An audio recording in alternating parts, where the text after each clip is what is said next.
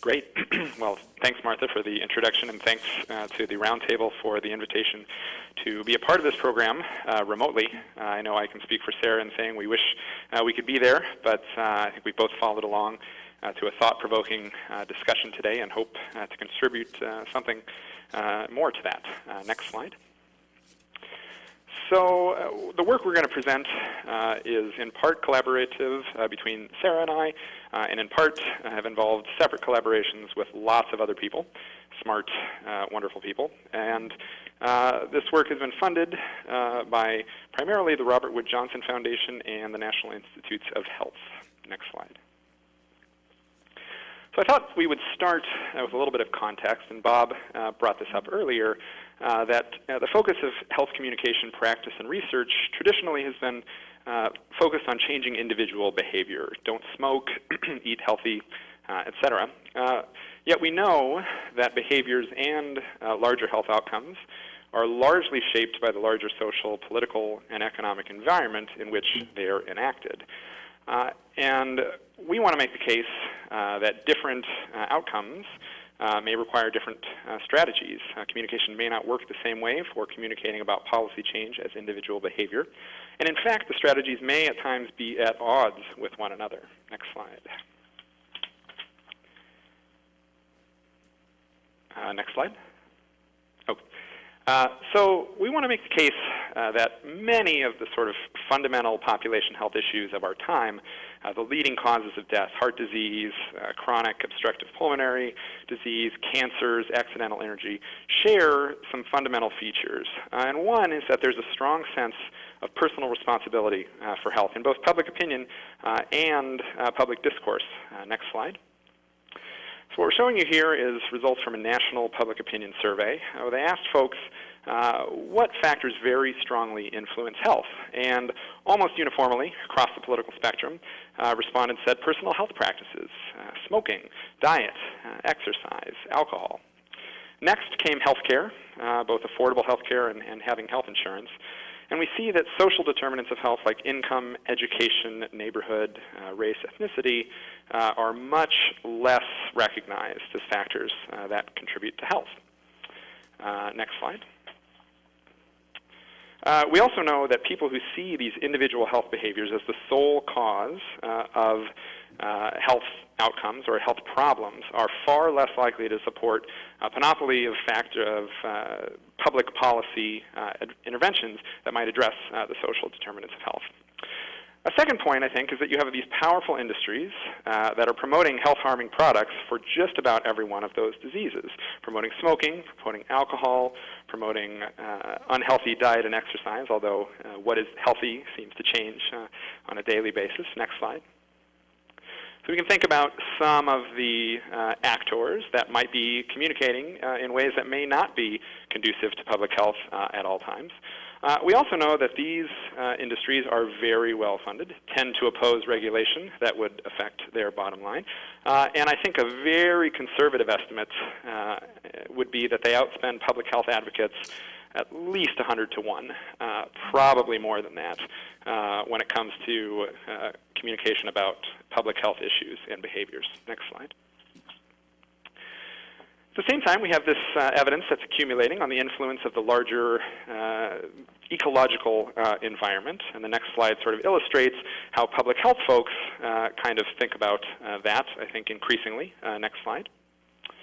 Where you have individual decisions and behaviors thought to be embedded in social, physical, and macro-level policy environments.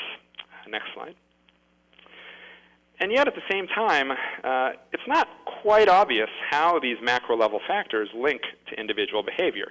Smoke a cigarette, there's tar in it, that's not good for your lungs. Pretty simple. But if you go to the next slide, some folks in the UK tried to sort out a systems view of the causes of obesity. There's 105 variables in there, and I couldn't even count the number of arrows there. It's complex. It's reciprocal. I can tell you that this is probably not the most effective communication strategy in and of itself, but I think it underscores the challenge here. We don't have a single solution, typically, to these kinds of problems. Next slide. So thinking about this context, Sarah and I think about a lot, and Bob sort of very helpfully brought up the idea of what are the outcomes that you're trying to change. And looking at campaigns and other messaging work around social determinants of health, I think these 5 outcomes pretty much describe what folks are trying to do in one level, to one degree or another.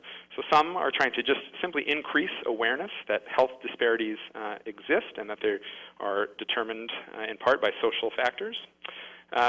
There's often an effort to increase the belief not only that these disparities exist, but that they're worth addressing. There's something we should care about. And related to that is the belief that societal forces and larger actors cause and bear some responsibility for poor health and health disparities. And then some are a little more direct, trying to promote support for either specific policies or a wide variety of policies aimed at social factors. And at times that involves trying to mobilize action to advocate for social change related to these factors. Next slide.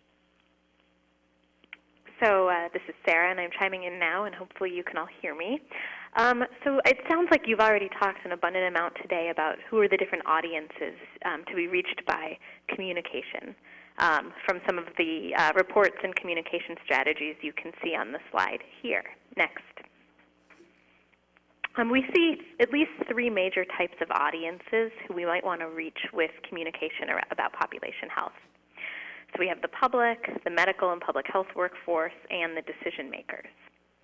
But within those groups, there's also some distinctions. So among the public, there's at least 2 different types of publics, those inclined to agree with the message about social determinants of health and those inclined to disagree with the message. But the goals of communication, or the outcomes, as Jeff put it, would be different. So we might want to mobilize the former, those inclined to agree, and persuade the latter, those inclined to disagree. I think the medical and public health workforce also is an important audience because of their existing credibility already on population health issues.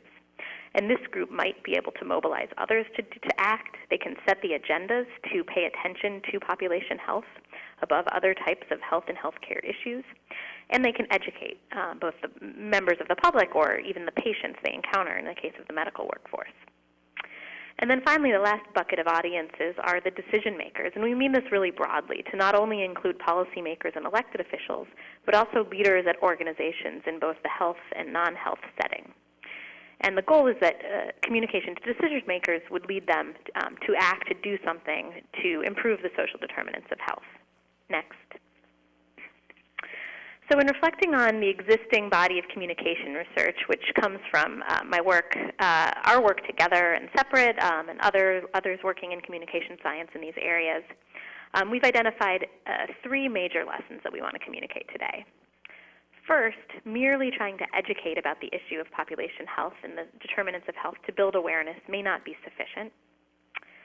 Second, messages about population health might need to be connected to broader values that resonate with more audiences. And finally, opposing messengers are a key challenge. So I want to first turn to the lesson about the limits of promoting awareness. Next. So raising awareness or educational strategies alone may not be sufficient and might even backfire. For instance, we see this happening when messages about health disparities prime people to think about group differences, as several empirical studies have shown. Next. So for instance, in work by Elizabeth Rigby and her colleagues, they looked at variations in public opinion about remedying health inequalities.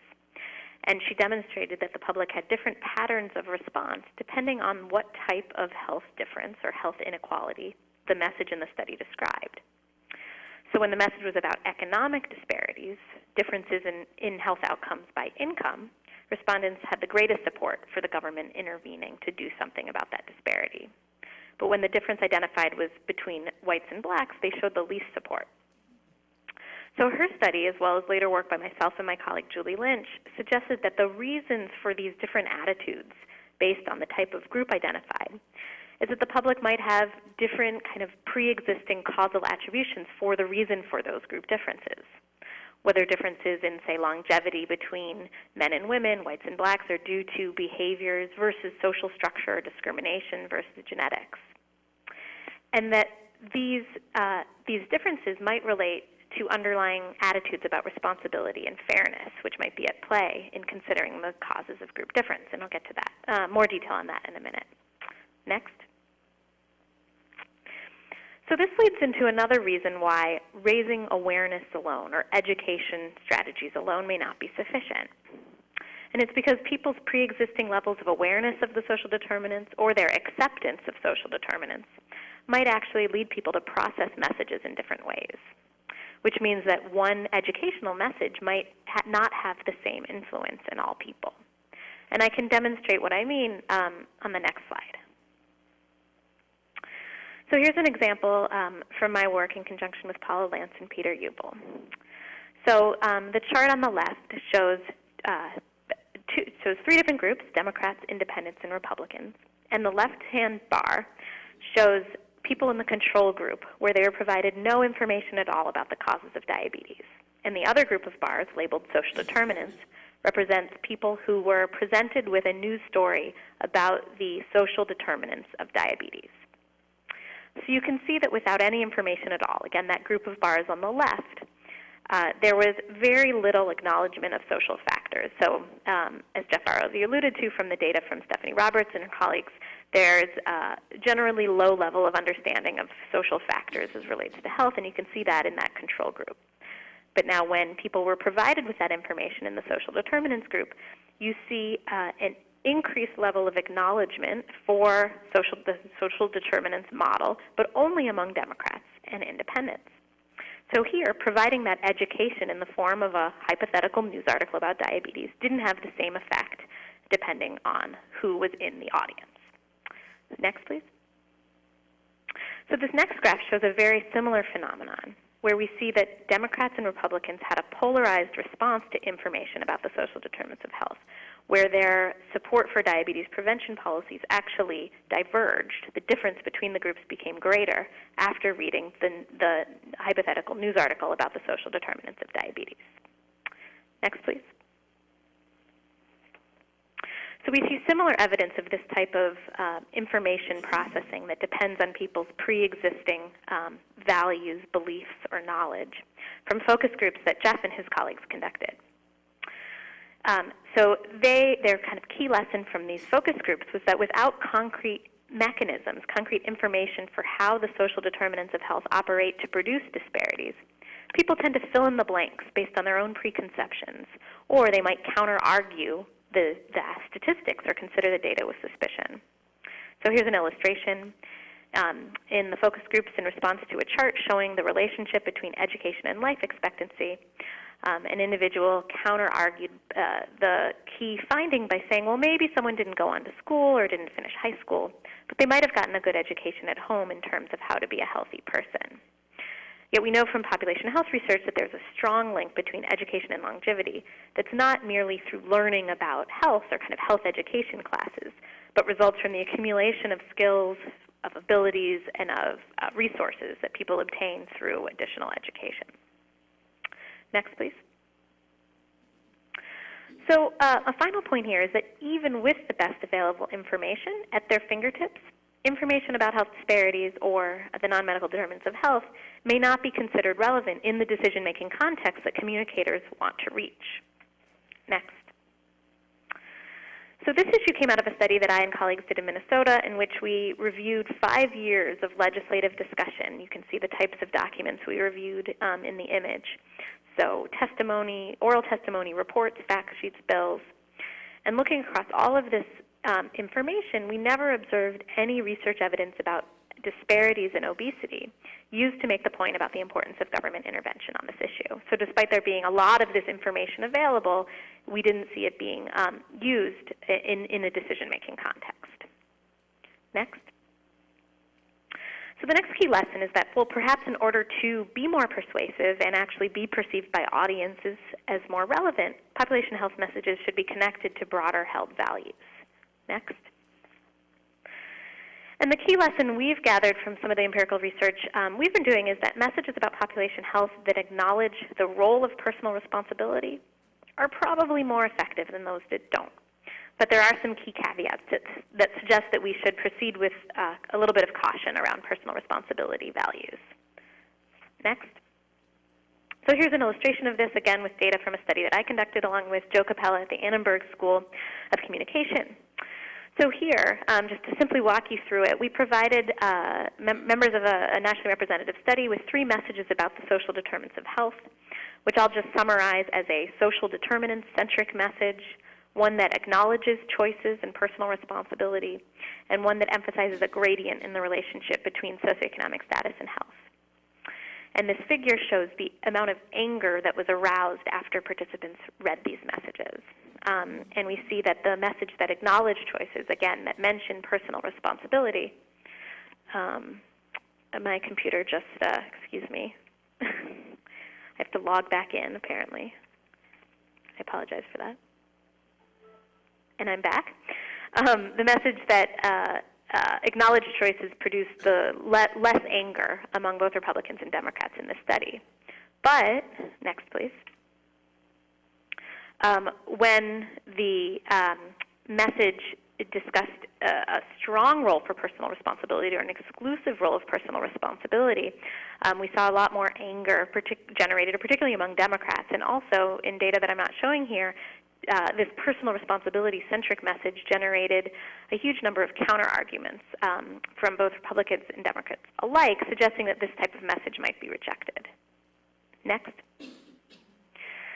And a study of Jeff found a similar finding, so I'm not going to go into the details of the data on this slide, but the kind of short summary of the methods in this study is that Jeff and colleagues presented people with personal stories about the social and economic determinants of obesity, not just a short message like the study I just described. And they found that including some acknowledgement of personal responsibility from the perspective of the protagonist in these narratives made the message more persuasive. But too much emphasis on personal responsibility actually undermined the message, particularly among political conservatives in the sample. Next. So finally, other work has shown that including personal narratives can shift people to consider personal responsibility even more, because we know, as we've already explained, that it's such a strong, personal responsibility is such a strong way of thinking about health in the United States. So in one study, presenting information in story form about an individual child increased blame to children for obesity than a story that didn't use a specific individual narrative about a kid. And in another study, when policymakers were described individual narratives, they tended to counter-argue those unless they were combined with broader statistics or a story told at the community level. Next. So as a result of this kind of mixed evidence on the role of personal responsibility, we and others in communication and political psychology more broadly are beginning to think about what are the other values that might be harnessed or might be connected to population health messages to reach broader coalitions. Next. So just as an example, a group of former military leaders, you may have seen some media around this, has produced a series of reports, including one that was just released, I believe, last Thursday or Friday, called Mission Readiness, Military Leaders for Kids. And this group argues for the importance of policy action to improve school food because of the kind of devastating consequences of obesity on the military, on military readiness. This information was also cited in a White House report, and we can see this sort of way of framing the problem or the consequence of obesity gaining some traction. And we set out to see what types of these consequences frames resonate with people, and in fact we found that a message framed around military readiness affected conservatives in a number of the outcomes we were looking at, including increasing perceptions that obesity is the responsibility of government and increasing support for specific policies. Next. So I won't belabor this point, but I just think there's more work to be done to identify other types of values. For instance, one way of thinking about fairness is in terms of equal opportunities. So the first line in this table shows that the public has a variety of ways of thinking about what fairness means, but a plurality believe that fairness means everyone has an equal chance to begin with. And so this notion of population health is being connected to equal opportunity, to fairness, or to economic security, which is a value we saw used a lot in discussions around the Affordable Care Act. So, and I think the list could be much longer, too, about what values can be connected to population health. Next.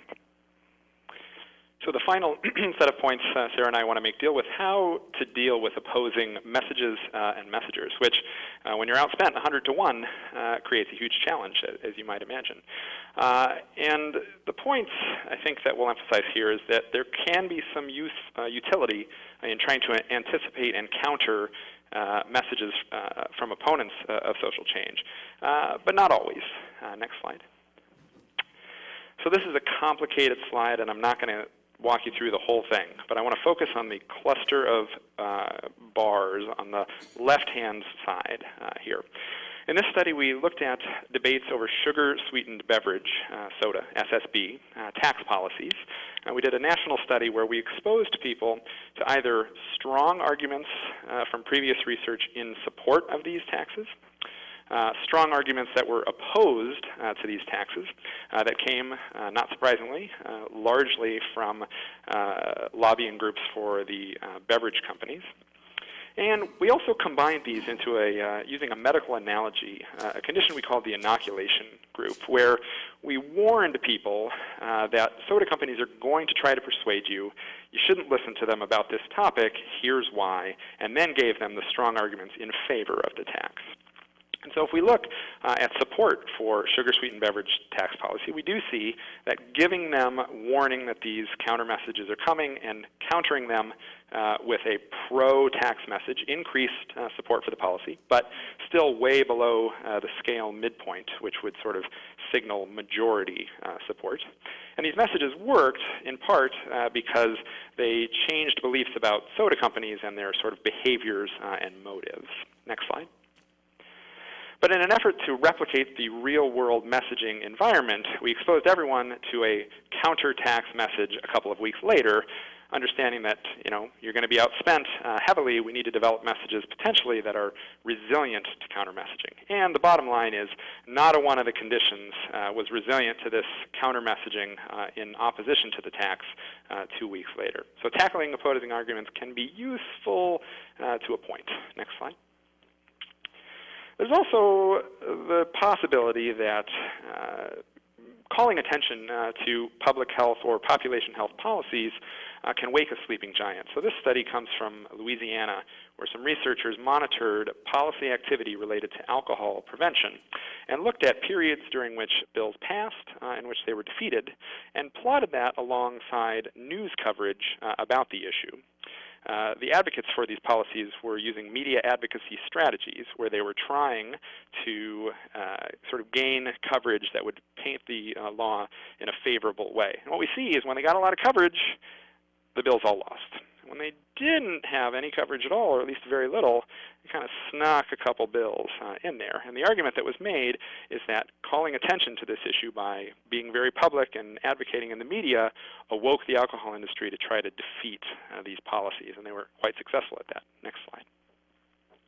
And finally, going back to the inoculation study where we were talking about messages that talked about industry misbehavior and how soda companies don't have your best interests in mind potentially when advocating against a soda tax, we looked at political differences in response to these messages. And I want to focus on the far right set of columns where that sort of counter-industry inoculation message was quite effective among Democrats and independents, but seemed to backfire among Republicans who, on average, tend to have more favorable views about sort of laissez-faire toward industry, less support for government regulation of a marketplace. Next slide. So another important point for effective communication is who delivers the message. Jeff was just talking about the message can sometimes obliquely come from industries encountering the public health message, and so that message source can really be an important issue that we want to track. So one source of exposure to messages about population health is, of course, the traditional news media. Next. But the available evidence, if we consider the total volume of news articles about health issues, we have shown, and others have shown, that the news tends not to emphasize the social, economic, or neighborhood factors compared to other kind of causal determinants of health, such as behaviors or biology or genetics. And so it looks like if you consider the whole amount of exposure, as Bob Hornick talked about, the kind of incidental exposure people get to the news, they're probably not getting a huge amount of that social determinants framing in understanding the causes of health issues. Next. But we do think that there is some growing capacity in the traditional news media about describing health issues from a population health perspective, as these recent headlines demonstrate. Next. But it is still relatively uncommon, and in fact, some research suggests that health journalists have some challenges in covering health disparities. So this paper that I've identified by Wallington and colleagues, next. These authors conducted interviews with health journalists, and they found that these reporters cited that they had some barriers that prevented them from writing more about health disparities, that they felt they had a lack of capacity, lack of specialized training and time, and a difficulty making the issue relatable to the audiences they were trying to reach. So the quote on the left really emphasizes this when the health reporter said, well, I think that any issue that involves race, such as health disparities, there will be opportunities for people or audiences to turn a deaf ear or say, oh, here we go again, on and on about this race thing again. Next. So another promising area for communication science to investigate is figuring out who outside of the traditional news media might be effective messengers of information about population health. And I'm sure that you've been discussing this for earlier today. But I just want to identify, next please, that there could be a role for empirical research to identify who are the credible messengers for the audience that we seek to reach. We know from decades of research that persuasion is more likely when the audience finds that message source to be credible. And there's some evidence, if we think about trying to find novel messengers, just as I emphasized, trying to find novel values to connect to population health, that violating public expectations of the source of the information can be powerful. For instance, as other research has shown, that if a Republican is the source of information endorsing same-sex marriage, that can be particularly powerful, and vice versa, with other kind of flip-flops of the typical party line and partisan source. Next, please. So other examples of kind of new messengers around social determinants of health come from existing campaigns. The BiggerPicture.org features youth, speaking to youth about the social determinants of diabetes in the San Francisco area campaign. Next. There's also, as I already mentioned, military leaders speaking to policymakers and the public about the importance of healthy school meals. Next. So our 2-minute grand finale will make a few concluding points. One is that we need a lot more work, I think, to understand sort of interaction between message and messenger. And as Bob pointed out earlier, I think we need to think a lot about the connection between public opinion and actions that are conducive to the policy change process. But I guess I'm going to make a little bit of a defense for public opinion as an important contributor to our thinking about policy. Next slide. So there are some cases where public opinion has a quite direct impact. California and other states have direct democracy where people vote on policy initiatives, although this hasn't been super successful for things like sugar-sweetened beverage taxes. Next.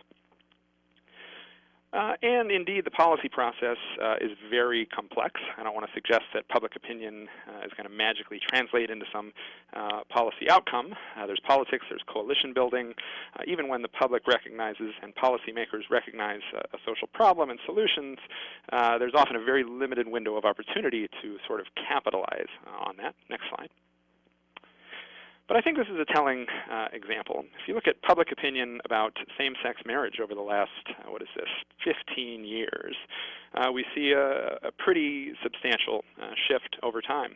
And I don't think even 10 years ago we would have seen the policy action, the changes in legislators, in courts, promoting and making legal same-sex marriage. And you can't tell me that supportive public opinion climate that was indeed influenced by communication and strategic efforts quite largely has not set the context for these policies being passed. So, in my view, all hope is not lost, but it's a long, long battle.